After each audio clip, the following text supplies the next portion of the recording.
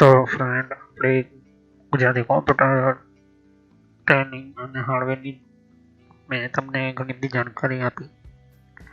તો પાછળના વિડીયોમાં તમને કોમ્પ્યુટરના ઘણા બધા હિસ્ટ્રી વિશે સમજાય, ઇતિહાસ વિશે સમજ્યા કે એનાલોગની અંદર, ડિજિટલની અંદર કયા કયા અલ્ગોરિધમ વગેરે જીનોટાઈપના તમને અલગ અલગ પ્રકારના ટ્રાન્સમિશન મતલબ કે બદલાવની પીઢીઓ બતાવી તમને. તો અહીંયા આગળ આપણે શરૂ કરીશું કોમ્પ્યુટરની એનાલોગથી ડિજિટલ દુનિયાનો ઇતિહાસ અને કઈ રીતે થાય છે. તો ચાલે આપણે અહીંયા આગળ વિડીયોને શરૂ કરીએ.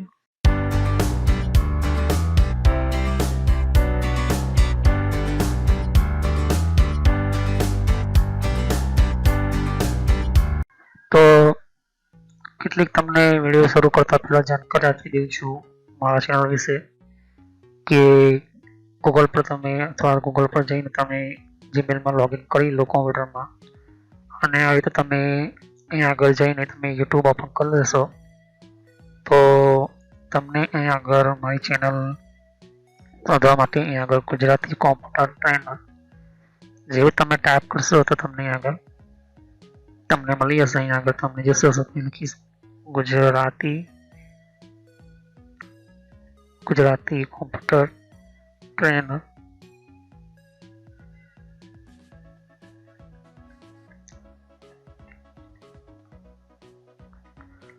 આ રીતે તમારે ટાઈપ કરવાનું છે અને જેવું તમે એને સર્ચ કરશો અથવા એન્ટર મારશો તો તમને પહેલી મારી ચેનલ દેખાશે. બરાબર છે, એ ચેનલ પર તમે આ રીતના ક્લિક કરીને તમે આવી શકો છો. બરાબર છે, તો આ મારી ચેનલ છે, તમે જોઈ શકો છો. અને આ ચેનલની અંદર તમને ઘણું બધું શીખવા મળે છે. અને તમે મોબાઈલમાં ટાઈપ કરશો, યુટ્યુબ ઓપન કરવાનું છે તમારે. યુટ્યુબ ઓપન કરીને આ રીતના ગુજરાતી કોમ્પ્યુટર ટ્રેનર લખવાનું છે. જેવું તમે ટાઈપ કરીને સર્ચ કરશો તો તમને અહીં આગળ પર તમને આ રીતના એપ્લિકેશનમાં તમને કોમ્પ્યુટરમાં મળી જશે, મતલબ કે આ રીતના મળી જશે. બરાબર છે, અહીંયા આવીને તમારે સબસ્ક્રાઈબ પર ક્લિક કરો જેથી મારા સપોર્ટ મળે, અને અહીંયા આગળ બેલ આઇકોન પર આવીને ઓલ પર ક્લિક કરો જેથી જેટલા પણ મેં નવા વિડીયો અપલોડ કરું તો તમને નવી પહેલી જાણકારી તમને વિડીયોની મળે અને તમારાથી વિડીયો મિસ ન થઈ જાય. તો ઓલ પર ક્લિક કરી દો. અહીંયા આગળ તમને ઘણું બધું તમને ચેનલની ઓકે પ્લેલિસ્ટ પર ક્લિક કરી છે. તમે જે શોધશો કોઈ મેં પ્લેલિસ્ટ ક્રિએટ કરી છે, જેમ જેમ મેં કન્ટિન્યુ કરતો જશે એમ તમને મળતું જશે. બરાબર છે, અહીંયા આગળ તમે વિન્ડોઝ 7 વિશે બેઝિક્સ તમે શીખી શકશો. તો પહેલાં તમે બેઝિકથી શરૂઆત કરો. ઓકે, તેને કોમ્પ્યુટર વિશે ખબર કશું શું છે, વિન્ડોઝ 7 શું છે, કોમ્પ્યુટર શું છે, તો તમે વિન્ડોઝ 7થી શરૂ કરો અને પછી વિન્ડોઝ સોફ્ટવેર તમે આ શરૂ કરો, વિન્ડોઝ ઓફિસ સોફ્ટવેર. ઓકે, એનું પ્લેલિસ્ટ તમે ઓપન કરીને તમે જુઓ તો આ બંનેનું પૂરું થઈ જાય પછી તમે કંટ્રોલ પેનલ શીખો. ઓકે, કંટ્રોલ પેનલ શીખ્યા પછી તમે વિન્ડોઝ ઓએસને કેવી રીતના ઇન્સ્ટોલ કરવાની એ બધું શીખો તો તમને મળશે. કેમ કે વધારે નોલેજ સબ સરખી રીતે તમે જોવું હોય તો તમે જોઈ શકો છો.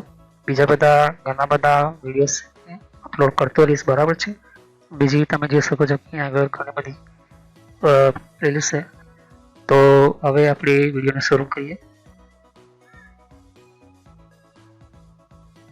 તો ફ્રેન્ડ, તમે જોઈ શકો છો કે computer transistor from analog to digital. તો તમને મેં રીતે પાછળના વિડીયોમાં કીધેલું હતું કે કોમ્પ્યુટરના અંદર તો બહુ ઘણું બધું તમને જોવા મળશે ઇતિહાસ, પણ જે એનાલોગથી ડિજિટલ સિસ્ટમમાં શરૂઆત થઈ, મતલબ એ મિકેનિઝમ એને કહેવામાં આવે છે કે કોઈ પણ પ્રકારનો ગેરથી સિસ્ટમથી જેની અંદર લાઇટનો કોઈ ઉપયોગ ના થતો હોય, ઇલેક્ટ્રોનિકનો કોઈ ઉપયોગ ના થતો હોય. તો ધ એડવર્ડ ઇનવન્ટને એ નામનું એક વર્લ્ડ વોર જ્યારે 2 ચાલતી હતી ત્યારે એક prompt transmission analog computer to digital બનાવવાની કોશિશને વિચારી હતી કે કેવી કોમ્પ્યુટરનું નામ જ એવું નામ આપવાનું હોય કે કેલ્ક્યુલેટ કરે, મતલબ ગણિત આપે. તો એને એક electrical circuit, relays, capacitor, vacuum ટ્યુબ્સનું રિપ્લેસ કરી નાખ્યું મેકેનિઝમ ગિયરને એનાલોગ કેલ્ક્યુલેટરની અંદર ડિજિટલમાં. ઓકે, પણ આ ઘણો બધો ટાઈમ પછી આવ્યું electrical circuit, relay, capacitor. Okay, અને વેક્યુમ ટ્યુબને રિપ્લેસ કરી. તો એક એક્ઝામ્પલ તમને આપું છું કે અહીંયા આગળ શું છે, સર્કિટ શું છે, ઇલેક્ટ્રિક રિલે બધું સમજાવીશું તમને. બસ ટાઈમ ટુ ટાઈમ તમને સમજાવતો રહીશ. પણ એનાલોગની વાત કરીએ પહેલાં, અને મેકેનિઝમ ગિયર, તો પેલા ગિયરથી ગણિત થતી તો કે પાછળના વિડીયો તમે જોયું હશે કે તમને કેવી રીતે ગિયરનું વગેરે થાય છે. તો એક એક્ઝામ્પલ છે, એક ઉદાહરણ છે. એક આ પ્રકારના બેરી ટાઈપના કોમ્પ્યુટર Z3 અને ક્લોસલેસ ENIAC આ 4 ટાઈપના કોમ્પ્યુટર હતા. એની અંદર 1000 ટાઈમ ફાસ્ટ દેન કન્ટેનમેન્ટ કરતેલું હતું. અહીંયા આગળ તમે જોઈ શકો છો કે આ બધા કોમ્પ્યુટરની અંદર જો ENIAC કોમ્પ્યુટર છે, Z3 છે, અથવા તમે બીજા બધા કોમ્પ્યુટર જોઈ શકો છો, એ 1949 મતલબ 1950 થી 1951 ની અંદર કાફી પોપ્યુલર થયા હતા, બહુ જૂના. અને ખાલી કોઈ ખાસ ઇમ્પોર્ટન્ટ પાર્ટ માટે યુઝ કરતા.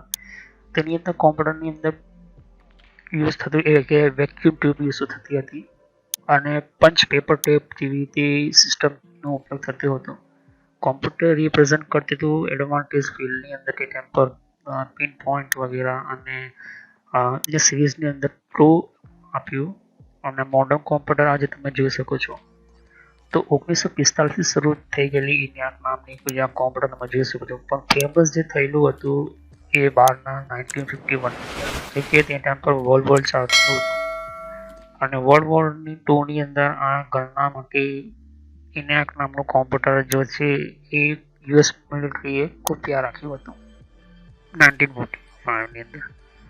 તો બોટમ લેફ્ટ તમે જોઈ શકો છો કે ENIAC નામનું system world war 2000 vacuum tube use થાય છે. વેક્યુમ ટ્યુબ એક પ્રકારની સિસ્ટમ ટેકનોલોજી હતી. તમે જોઈ શકો છો કે આ વેક્યુમ ટ્યુબ છે. તો વેક્યુમ ટ્યુબની અંદર જર્મન સાયન્ટિસ્ટના લોકો એ કોડ મોકલતા હતા. વર્લ્ડ વોર 2ની અંદર 1000 એક વેક્યુમ ટ્યુબની સિસ્ટમ જર્મન તમે જોઈ શકો છો. એ પ્રકારની તે ટાઈમ પર મશીન હતી. અને એ મશીન શું કરતી હતી કે કોઈને પણ મારે મોકલવું હોય, મેસેજ મોકલવો હોય, કોઈને પણ મારે સંદેશો મોકલવો હોય વર્લ્ડ વોર 2, તો આ જર્મન લેફ્ટ સાઈડ તમે જોઈ શકો છો એ સંદેશો બનાવતી હતી, મતલબ કે રિસીવ કરતી હતી, કોડ ઇસ્તેમાલ કરતી હતી. એનાથી એકબીજાને ઇન્ફોર્મેશન આપી શકે. તમે આ સાઈડ પણ જોઈ શકો છો કે જર્મન વૈજ્ઞાનિકની અંદર. હવે હિસ્ટ્રી આપણે જોઈએ 1960ની અંદર, કે 1960ની અંદર શું થયું. તો આ પહેલી પેઢી હતી. હવે બીજી પેઢીની તમે જોઈ શકો છો કે there were several developments occurred to 1960s. ત્યારે વર્લ્ડ વોર પણ ખતમ થઈ ગઈ હતી અને ઘણું બધું સારું ચેન્જિંગ થઈ ગયું હતું. ત્યારે ફોર ચેન્જિંગ થયા હતા. અંદર બહુ ઘણું બધું ફેરફાર થયો હતો આ કોમ્પ્યુટરના સિસ્ટમની અંદર. અને કોર્સ મોડર્ન કંપની, મતલબ અહીંથી મોડર્ન ટેકનોલોજી ચાલુ થાય છે. અને એની અંદર જ હવે યુઝ થાય છે. વેક્યુમ ટ્યુબને કાઢીને હવે ટ્રાન્ઝિસ્ટર બનાવવામાં આવ્યું. 3 પ્રકારના વૈજ્ઞાનિક હતા. તેને તમે જોઈ શકો છો ઇન્ટરનેટ પર. વેક્યુમ ટ્યુબની ટેકનોલોજીને એ લોકોએ શું કર્યું કે એની પર બહુ ઘણા બધા રિસર્ચ કર્યા કે આ મોટી ટ્યુબ છે, વધારે પાવર લે છે, વધારે ગરમ થાય છે, એની સાઇઝ નાની કરવાની અને પાવર ઓછો થાય. એટલા માટે એક નાનકડું સિસ્ટમ બનાવે એમને કહેવાય છે ટ્રાન્ઝિસ્ટર. વેક્યુમ ટ્યુબથી નામ આપવામાં આવ્યું ટ્રાન્ઝિસ્ટર. ઓકે, અને એ કોમ્પ્યુટર બહુ કામમાં આવ્યું. આજે પણ તમે કોમ્પ્યુટરની અંદર જોશો તો લાખો ટ્રાન્ઝિસ્ટર લગાવેલા હોય છે. તમે સમજે જ્યારે ઘણું બધું શીખવાડીશ મારે. તો એડવાન્ટેજ જે છે એની અંદર વેક્યુમ ટ્યુબ જે છે એ બહુ એટલીસ્ટ બહુ સ્મોલ સાઇઝ, સ્મોલ પીસમાં બની ગયું ટ્રાન્ઝિસ્ટર, જે વેક્યુમ ટ્યુબથી પણ ઘણી નાના સિસ્ટમમાં આવી ગયું. એનું કામ પણ વેક્યુમ ટ્યુબ જેવું જ હતું કે કોઈ પણ સિસ્ટમના સિગ્નલને કેપ્ચર કરવાનો, અને બીજું કે એ સિક્વન્સમાં કામ કરી શકે, મતલબ કે સ્વિચિંગ જેવું કામ કરી શકે. તમે જોઈ શકો છો. અને કોઈ પણ સિગ્નલને એમ્પ્લીફાય કરવા, મતલબ કે ઓછો સિગ્નલ હોય તેને પાવરમાં કંઈ વધારે પાવરફુલ બનાવે. તો આ વેક્યુમ ટ્યુબનું કામ હતું. અહીંયા આગળ કે 80,000 વેક્યુમ ટ્યુબ લગાવવામાં આવતી, 18,000 વેક્યુમ ટ્યુબનો ઉપયોગ થતો હતો આ કોમ્પ્યુટરની અંદર. તમે જોઈ શકો ENIAC નામનું કંપની 1945 ની અંદર. તો આ પ્રકારની સિસ્ટમ અહીંયા આગળ હતી. હવે ટ્રાન્ઝિસ્ટર જે છે તમે જોઈ શકો છો કે અહીંયા આગળ the first is transistor from vacuum tube. તો વેક્યુમ ટ્યુબથી એને ટ્રાન્ઝિસ્ટર બનાવવામાં આવ્યું હતું, કેમ કે વેક્યુમ ટ્યુબ પર ઘણા બધા રિસર્ચ થયા હતા. ઓકે, 1940 થી 1950 ની અંદર આપણું વેક્યુમ ટ્યુબ ચાલુ થયું, લેકિન 1960 ની અંદર ટ્રાન્ઝિસ્ટર સિસ્ટમ અને 1970 ની અંદર કમ્પ્લીટ બહુ ખાસ વેક્યુમ ટ્યુબનો ઉપયોગ ના બરાબર થયો, મતલબ યુઝ આમ થવાનો કોઈ ચાન્સ જ નહોતો. તો અહીંયા આગળ ટ્રાન્ઝિસ્ટર હોલ મતલબ ટ્રાન્ઝિસ્ટર જે છે બહુ ખાસ ઉપયોગ થયો, કેમ કે એની સ્મોલ સાઇઝ અને એની સ્મોલ સાઇઝની જોડે સ્મોલ પ્રાઇસ, બહુ નાનું અને બહુ ઓછી કિંમતમાં, અને એ ઇલેક્ટ્રિકલ ઇક્વિપમેન્ટ સાથે કામ કરતું થઈ ગયું અહીંયા આગળ. તો અહીંયા આગળ તમે જોઈ શકો છો કે એટલીસ્ટ જે છે સિસ્ટમની અંદર કે સાઇઝ નાની અને સાઇઝ પ્રાઇસ પણ બહુ ઓછી હોય છે. તો આવા સિસ્ટમની અંદર તમે એ જે સાઇઝ હતી કોમ્પ્યુટરની, જે 2 રૂમ જેટલું કોમ્પ્યુટર મોટું હતું, 2 રૂમ જેટલા ભરાય જેટલા મોટા કોમ્પ્યુટરો હતા. હવે એ નાના માઇક્રો પ્રોસેસર ડેવલપ થવા માંડ્યા 1960ની અંદર, અને નાની ચીપ થવા માંડી. તમે જોઈ શકો છો કે આ 2 કેટલું મોટું કોમ્પ્યુટર, આ એક સિંગલ કોમ્પ્યુટર છે. તમે જોઈ શકો છો કેટલો મોટો રૂમ છે. અને આજના ટાઈમમાં જો તમે ખાલી નાનકડું લેપટોપ તમે જોઈ શકો છો, તો એટલું બધુંથી લઈને અત્યાર સુધી આવવા માટે એક જ કારણ છે કે micro processor. Okay, micro processor ટેકનોલોજીના લીધે તમારું કોમ્પ્યુટર જે છે તમે જોઈ શકો છો. બીજી વસ્તુ છે કે એની અંદર સર્કિટ એન્ટર થઈ, આઈસી જેને કહેવામાં આવે છે, એ સિસ્ટમના લીધે. તો માઇક્રો પ્રોસેસરના લીધે ઇન્ટિગ્રેટેડ સર્કિટના બનાવવાના કારણે તે ટાઈમ પર 1960 પહેલાં કોઈ ઇન્ટિગ્રેટેડ સર્કિટની સિસ્ટમ નથી. પણ અહીંયા તમે જોઈ શકો છો વધારે સ્ટેપ લેવામાં જનરલ પબ્લિકની અંદર તમે જોઈ શકો છો કે યુઝ થવા માંડ્યું 1960 પછી. ઓકે, અને સર્કિટ જે 2 વર્ષ પછી 1970ની અંદર ઘણા બધા લોકો યુઝ કરવા માંડ્યા, ઘરની અંદર યુઝ થવા માંડ્યા. લેકિન 1960 પહેલાં કેટલાક ખાસ કંપની યુઝ કરતી હતી.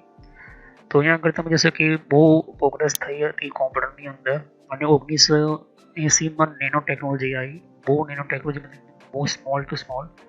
અને 1980 થી 1990ની અંદર એને બહુ ફાસ્ટ અને સ્મોલ કોમ્પ્યુટર બનાવવા ચાલુ થઈ ગયા.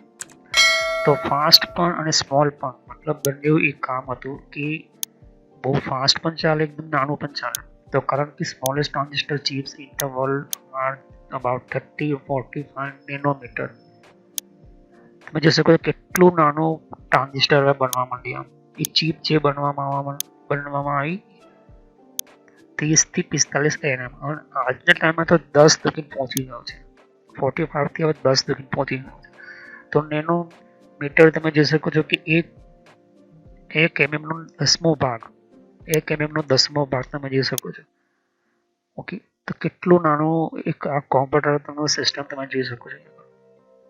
તો આ બધું તમારા મેઇન ઇમ્પોર્ટન્ટ તમારા કોમ્પ્યુટરના હિસ્ટ્રી વિશે તમને સમજાવ્યું કે હવે આ જે સિસ્ટમ બની, હવે એના પછી કેવું આપણું કોમ્પ્યુટર બનવામાં આવ્યું હતું. તો પહેલાના જમાનામાં ઘણું બધું 1945 થી 1960માં ઘણો બધો અહીંયા આગળ પ્રોબ્લેમ થતો હતો, કેમ કે વેક્યુમ ટ્યુબના લીધે પ્રોબ્લેમ થઈ હતી. આપણે સમજીએ કે ડિઝાઇન કોઈ કર્યું હતું, તો જ્હોન વોન ન્યુમેન નામને એને ડિઝાઇન કર્યું હતું વેક્યુમ ટ્યુબ, અને એને એક ઇવોલ્યુશન પણ ક્રિએટ કહી શકો છો કે એને જ આ મેકેનિઝમ સિસ્ટમ બનાવી હતી. તો એને વિચાર્યું હતું કે વેક્યુમ ટ્યુબનો ઉપયોગ કરીને આપણે કોઈ એવી સિસ્ટમ બનાવીએ જેથી આપણને બની શકે. ખરેખર વેક્યુમ ટ્યુબ જે બનાવવામાં આવી હતી એ આપણા ફોન કોલ અને જે આપણા કોલ આવે છે, મતલબ કે આપણા જૂના જમાનામાં ટેલિફોનનો સિસ્ટમ હતા કે એક તરફ ઇનપુટ આવતું ને એક તરફ આઉટપુટ મળતેલું. ઓકે, અને કંટ્રોલ યુનિટ મતલબ કે પૂરો કંટ્રોલ કરતું હતું, અને વચ્ચે એની મેમરી રહેતી હતી. આ મેમરીની અંદર ઘણું બધું એનો અલગ પ્રકારનું કેવી રીતે કામ કરશે, કેવી રીતના એનું સેન્ડિંગ થશે, રિસીવ થશે, અને કંટ્રોલ યુનિટ એ મેમરી પરથી ઇન્સ્ટ્રક્શન લઈને અહીંયા આગળ લોજિકની સિસ્ટમને આઉટપુટ મતલબ સેન્ડ કરો, રિસીવ કરો, જે તમારો ડેટા આવતા હતા એવી રીતે એને વિચાર્યું હતું. તો એવી રીતે એને કોમ્પ્યુટરનું સિસ્ટમ બનાવવાનું સ્ટાર્ટ કર્યું હતું. આ વેક્યુમ ટ્યુબ તો તમે જોઈ શકો છો કે વેક્યુમ ટ્યુબ જે છે એના બે મોટા કારણ છે કે એક એ કોઈ પણ નાનેથી સિગ્નલને વધારે સિગ્નલમાં કન્વર્ટ કરી દે છે અને બીજી વસ્તુ કે એ સ્વિચિંગનું કામ કરે છે, ઓટોમેટિકલી સ્વિચનું કામ કરે છે, ઓન ઓફ કરવાનું પણ એ વેક્યુમ ટ્યુબનું કામ છે. તો કંટ્રોલ યુનિટ શું છે અને ઇનપુટ આઉટપુટ શું છે એ વધારે હું તમને સમજાવીશ જ્યારે પ્રોસેસ વિશે સમજતા. તો advert of the home computer. Okay, તો જે ઘરની અંદર કોમ્પ્યુટર બનવા માંડ્યા, ઘર માટે બનવા માંડ્યા, 1970 પછી બનવા માંડ્યા. ઓકે, 1970 પછી હોમ કોમ્પ્યુટરની અંદર એક્ઝિટ આવી ઓલ્ટેડ છે જે પ્રોસેસર બરાબર વધારે small and number of transistor થયા માટે અને એને ગ્રો થયા મતલબ કે ઘણી બધી કંપનીઓ આવવા માંડી 1970 પછી. અને 1975 પહેલા જ કોમર્શિયલી સક્સેસફુલ કોમ્પ્યુટર બન્યું હતું. આની અંદર આપવામાં MITS એટલે ઓકે મિટ્સ અને 8800 એ મોડલનું નામ હતું અલ્ટેર. ઓકે, અને સેમ કોમ્પ્યુટર માઇક્રોસોફ્ટ પછી ચાલુ કર્યું પ્રોગ્રામિંગનું. માઇક્રોસોફ્ટ કંપની જે બની હતી એ 1975 પછી જ બની હતી. પછી એને રિલીઝ કર્યું કે શોર્ટમાં એપલ કંપની આવી, પછી એપલ 2 કંપની આવી, મતલબ એપલ જ પોતાનું કાઢ્યું, એપલ 1 એપલ 2 નામનું મોડલ નામનું કોમ્પ્યુટર કાઢ્યું અને TRS-80 નામ આપવામાં આવ્યું.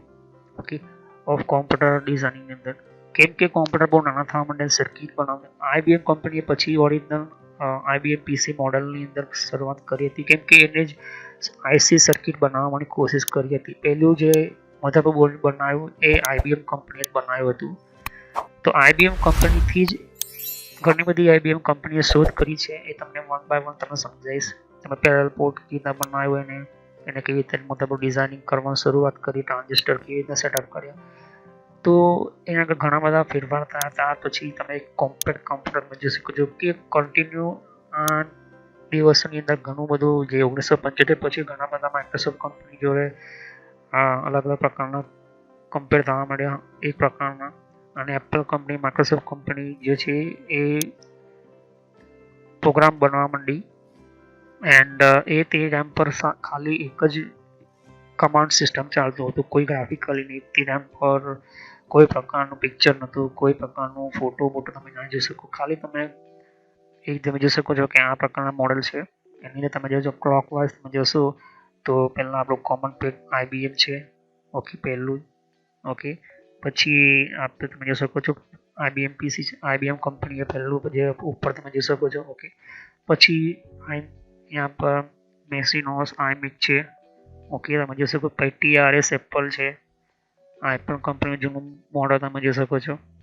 ઓકે, અને પછી એપલ 2 કંપની છે, તમે જોઈ શકો છો. તો ઘણા બધા IBM કંપનીએ જ પહેલાં મધરબોર્ડ બનાવ્યું હતું જે નાનું મધરબોર્ડ થઈ ગયું એનો ટેકનોલોજી ઉપયોગ કરીને, અને પ્રોસેસર ઇન્ટેલ કંપની બનાવ્યું હતું. ઓકે, તો કોમ્પ્યુટરમાં આટલું નાનું ટેકનોલોજી થઈ જવાના કારણે એની જે કોમ્પ્યુટર હતું હવે બસ ખાલી એક એવું સમજો કે ખાલી લોકોના મનોરંજન માટે બની ગયું, દેખાવા માટે બની ગયું. કેમ કે હવે ઘણા બધા કોમ્પ્યુટર આવા નાના કોમ્પ્યુટર બનાવવા માટે શરૂ થઈ ગઈ હતી.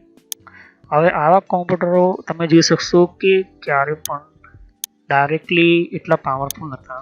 કેમ કે એનું કારણ તમને કહ્યું કે જ્યારે પણ એઝ વેલ અલગ પ્રકારના આઈપોડ બનાવવા માટે ટેકનોલોજી આઈપોડ એવી, અને પછી એ સિસ્ટમને ઓપરેટિંગ સિસ્ટમ બનાવવા માટે લિનક્સ અને સોલારિસ કંપની પણ આવી. ઓકે, 1975 પછી લિનક્સ કંપની પણ જોઈન થઈ. લિનક્સ કંપની ત્યારબાદ મોડર્ન વર્લ્ડની અંદર ઇન્ડસ્ટ્રીયલિસ્ટને કામ થવા માંડ્યું. કોમ્પ્યુટરનું કન્ટ્રીમાં રિવોલ્યુશન થવા માંડ્યા. કોમ્પ્યુટર ઇન્ડસ્ટ્રી બનવા માંડી. તેમજ generate billions upon billion dollar એની અંદર લોકો ખર્ચ કર્યા મોટા એની અંદર માટે યુઝ થયા. સોફ્ટવેર ક્રિએટ થયા, હાર્ડવેર નવા બનવા માંડ્યા, ગેમ ક્રિએટ થવા માંડી અને ઘણું બધું એના બધા અલગ અલગ પ્રકારના પ્રોગ્રામ ક્રિએટ કરવા માંડ્યા. કંપની બધા પોતાની રીતે પણ ચેન્જિંગ કરવા માંડી. અને મોડર્ન મિલિટરીની અંદર આજે બહુ ઉપયોગી થાય છે, ખાસ કરીને કોમર્શિયલ ઇન્ડસ્ટ્રીઝની અંદર. ઓકે, તો આ તમને સમજાવવા માટે તમને આ જોઈ શકો છો. તો એના પછી તમે તો ઘણા બધા તમે જોયા હશે કે CRT monitor, LCD monitor, LED monitor તમે જોયા હશે.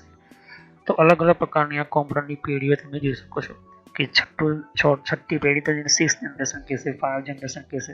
તો આવી રીતે તમારા નાના કોમ્પ્યુટર બનવા માંડ્યા. ઓકે, તો આગળના વિડીયોમાં આપણે કોમ્પ્યુટરના હાર્ડવેર વિશે આપણે સમજીશું આગળ. ઓકે, અને ત્યારબાદ હું ઘણું બધું તમને હાર્ડવેરના કોર્સમાં 1 by 1 તમને સમજાવીશ. તો ત્યાર સુધી તમે સબસ્ક્રાઈબ કરો, લાઈક કરો, બેલ આઇકન ક્લિક કરવાનું ના ભૂલો. કોઈ પણ પ્રશ્ન હોય તો તમે પૂછી શકો છો.